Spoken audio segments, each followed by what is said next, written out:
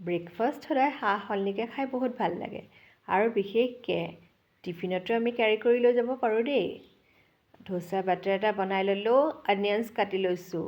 সেইকাৰণে আপোনালোকে ধৰিব পাৰিছেই মই আলুৰ যি পুৰ সেয়াও বনোৱা নাই, লগতে মই চাটনিও বনোৱা নাই, একদম কুইকলি আচলতে বনাই দিছোঁ। এতিয়া অকণমান মই তেল গ্ৰীজ কৰি লৈছোঁ। এতিয়া মই চাৰিওকাষে দি দিছোঁ। আচলতে মই আজি মিনি ধোচা বনাইছোঁ, মিনি অনিয়ন ধোচা। সেয়েহে এনেকৈ গোটেইখিনি স্প্ৰেড কৰি দিছোঁ আৰু ইলুটি শিলুটি কৰি দিছোঁ আৰু আমাৰ ধোচা ৰেডিয়ে হৈ গৈছে। ষ্টাফিংখিনি বনোৱাহেঁতেন আচলতে দি দিব পৰা গ'লহেঁতেন, কিন্তু মই নাই বনোৱা। একদম কুইকলি কেনেকৈ খাব পাৰি, কেনেকৈ ৰেডি কৰিব পাৰি, তেনেকৈ আচলতে বনাইছোঁ। এতিয়া মোৰ ৰেডি হৈ গৈছে, এখনৰ পাছত এখনকৈ ধোচা বনাই লৈছোঁ।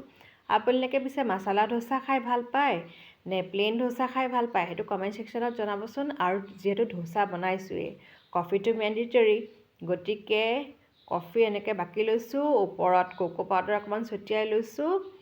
আৰু এটা বস্তুটো আমি খাবই লাগিব, বনাবই লাগিব, সেইটো হ'ল কি গাখীৰ। আজি মই গাখীৰ বুলি ক'বলৈ কাৰণে মই মিল্ক পাউডাৰহে দিছোঁ। এনেকৈয়ে বনাইছোঁ, খাই কিন্তু বহুত ভাল লাগিলে জানেনে।